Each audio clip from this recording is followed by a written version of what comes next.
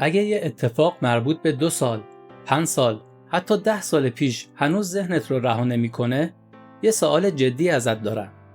واقعاً اون اتفاق تموم شده؟ یا فقط تو فکر می‌کنی تموم شده، ولی مغزت هنوز تو همون لحظه گیر کرده؟ شاید رابطه‌ای که تموم شده، شاید اشتباهی که کردی، شاید حرفی که نباید میزدی. اما چیزی که قرار امروز بفهمی اینه که مشکل گذشته نیست. مشکل چیزی عمیق‌تره. تو این ویدیو قراره بفهمیم چرا بعضی خاطره ها پاک نمیشن، چرا ذهنت هی صحنه ها رو تکرار میکنه، چطور نشخوار فکری باعث میشه زندگیت متوقف بشه، و مهمتر از همه 3 راهکار عملی برای رها شدن. اما یه نکته مهم هم آخر ویدیو میگم. یه اشتباه رایج که باعث میشه هر چقدر تلاش کنی بیشتر در گذشته فرو بری. اگر تا آخر بمونی میفهمی چرا ناخودآگاه خودت داری گذشته رو نگه میداری. گیر کردن در گذشته معمولاً این شکلی شروع میشه: کاش اون روز اون تصمیم رو نمیگرفتم، کاش اون روز رابطه رو خراب نمیکردم، کاش بیشتر تلاش میکردم. اما چیزی که اتفاق میفته اینه: ذهن تو دنبال حل مسئله است. مغز انسان برای بقا طراحی شده، نه برای آرامش. پس وقتی اتفاقی دردناک رخ میده، مغز میگه باید دوباره تحلیلش کنیم. شاید این بار راه حل پیدا کنیم. اما مشکل اینجاست: بعضی مسئله ها دیگه راه حل ندارن. و وقتی مغز با مسئله حل نشدنی روبرو میشه، وارد چرخه نشخوار میشه. نشخوار یعنی بازپخش مداوم صحنه ها بدون نتیجه.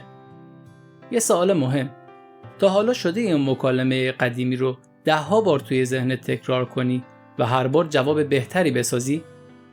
این دقیقاً همون تله ذهنه. اما یه لایه عمیق‌تر هم وجود داره.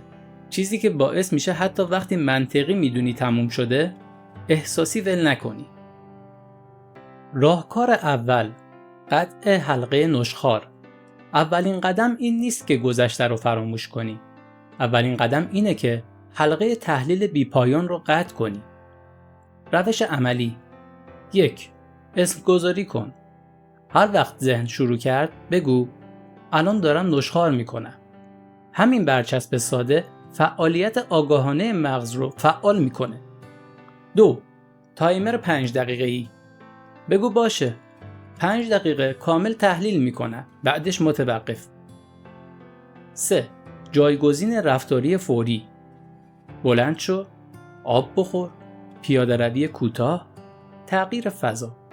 چرا این کار جواب میده؟ چون نشخوار در سکون اتفاق میفته. اگه تا اینجا حس کردی این موضوع دقیقاً حال و روز تو رو توصیف میکنه، ممنون میشم ویدیو رو لایک کنی و برام بنویس بیشتر تو چه ساعتی از روز درگیر گذشته میشی؟ شبها؟ تنهایی؟ بعد از دیدن یه استوری خاص؟ اما یه نکته است: حتی اگر نشخوار رو قطع کنی، ممکنه باز هم گذشته برگرده. چرا بعضی‌ها ناخودآگاه گذشته رو نگه می‌دارن؟ بعضی وقتها ما گذشته رو نگه می‌داریم چون هویتمون باهاش ساخته شده. نقش قربانی به ما معنا داده. یا اون خاطره تنها چیزی بوده که شدیداً احساس کردیم زنده ایم.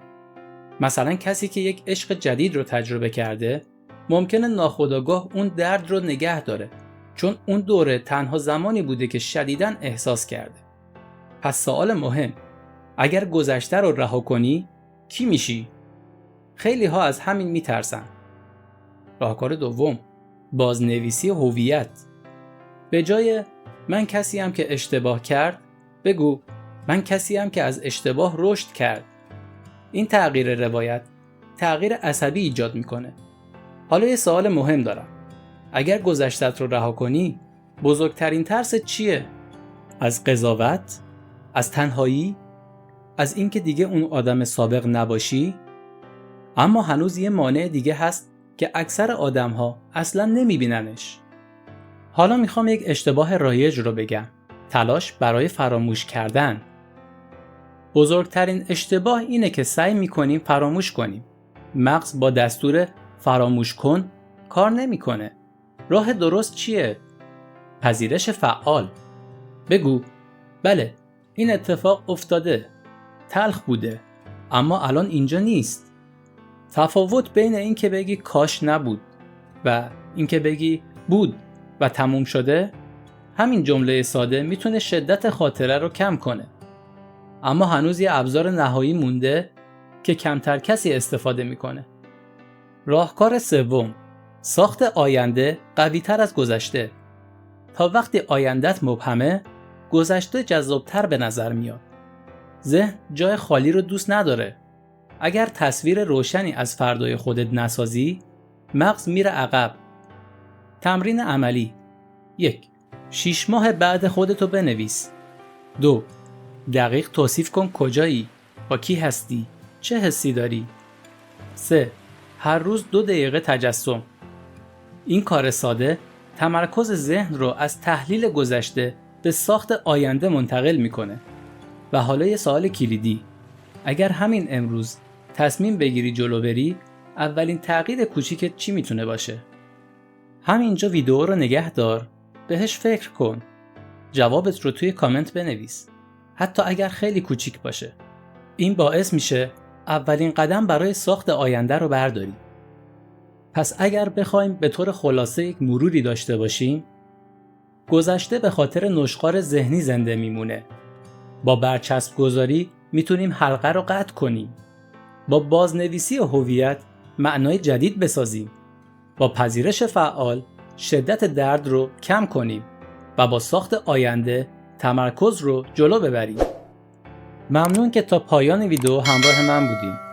اگر این ویدیو براتون مفید بوده، ممنون میشم با بقیه دوستاتون هم به اشتراک بگذارید.